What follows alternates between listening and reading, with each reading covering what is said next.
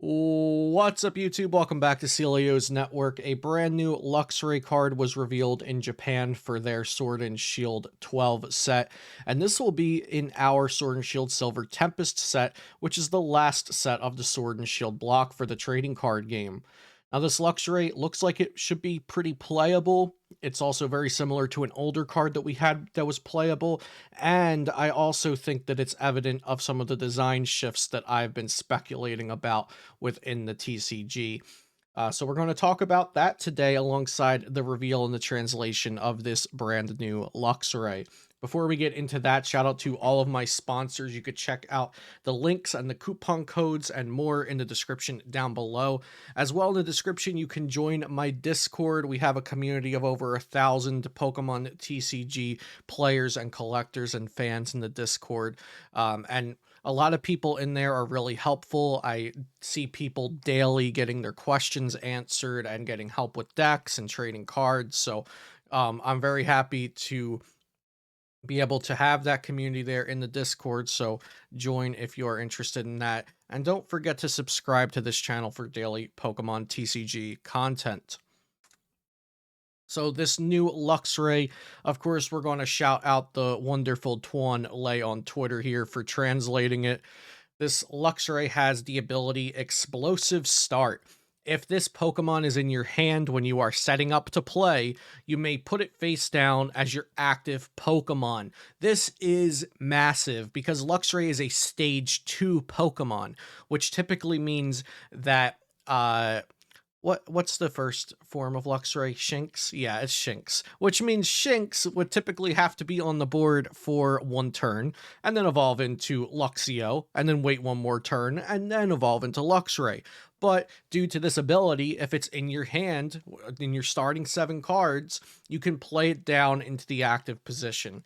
This is really good. I love this. It both gets these stage 2 Pokemon into play, and it also gives you some more options when building your deck, when building the engines of your deck, when deciding how many basic Pokemon you want, if you really want to start with this Luxray.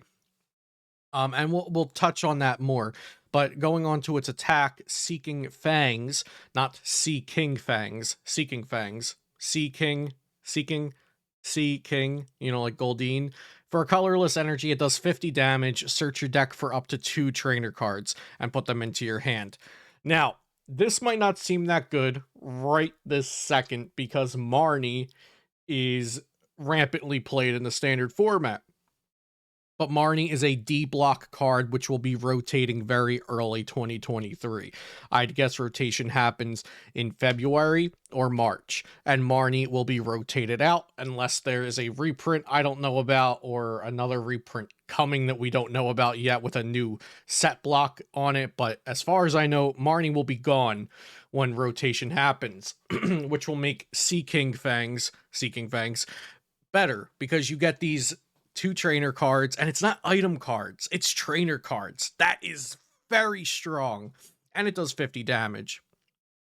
So I'm very hype about this Luxray, but also it has oh, excuse me, it has free retreat. I'm so excited. I'm making Seeking puns. I'm coughing. So yeah, it has free retreat. That's very, very good as well. Definitely a huge thing to note because with the ability allowing it to be played down as an active Pokemon, even though it's a stage 2, with the attack for a colorless energy that does damage and searches your deck for 2 cards, and the free retreat, it makes it almost identical to Talonflame from Steam Siege back in 2016. And if it means anything to me, it means that this could be foretelling a brand new block that is refreshing and strategic and fun like the Sun and Moon block was. Now, Steam Siege was not part of the Sun and Moon block, but it was essentially the very last X and Y set, not including Evolutions, which was kind of a specialty set.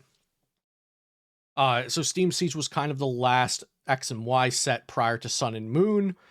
And Sun and Moon was great. We had a lot of stage 2 Pokemon. Rare Candy was a very played card to get those stage 2 Pokemon into play. We had a plethora of different kinds of decks, basic, stage 1, stage 2, rule box Pokemon, single price Pokemon, decks that would like something like Talonflame, decks that would never want something like Talonflame, a lot of different engines in the game and ways to get your strategies going.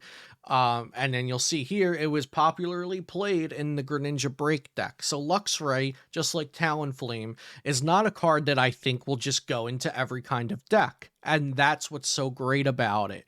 What's the most magical thing about Pokemon TCG for me is building your deck and finding different kinds of cards that you really connect with and click with and love to play. So maybe this Luxray won't be for you, just like Talonflame wasn't for plenty of people.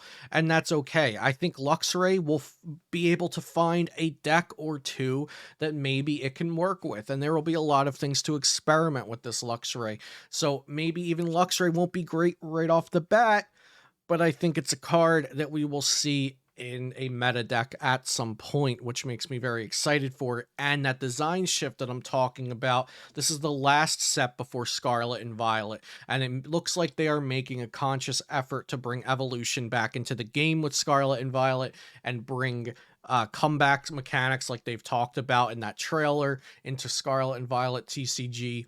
And seeing the way they're designing the last few sets of Sword and Shield makes me very hopeful that they will be able to execute this new design shift well, especially since it doesn't look like they're introducing anything completely broken in the final set of Sword and Shield. They did introduce the Lost Zone in the semifinal set, Lost Origin, but I don't think the Lost Zone is necessarily broken. It is very, very strong, and it's okay to have very, very strong archetypes and mechanics in a card game. I do think the Lost Zone decks are counterable, and they don't always win. They are not, they're not omni powerful, and I like it that we're seeing things like that. So we might have Lost Zone engines, then Bibarel engines, then Arceus engines, then maybe some decks will adopt this Luxray, and who knows what else we'll see in Scarlet and Violet. But a card like this just makes me very hopeful and glad about where I think the game is going in the future. And here you'll see there was even some more obscure decks. This is a top 32 from an international championships, a Talonflame Gardevoir GX deck that I'd imagine many of my viewers probably never even saw, but multiple people played this at the internationals in 2017 uh, with the Talonflame in this Gardevoir deck. So, this Luxray might be just like that. Maybe it'll have an archetype that it's commonly known in, and then another archetype that sometimes people toss it in there and build their deck with it in there.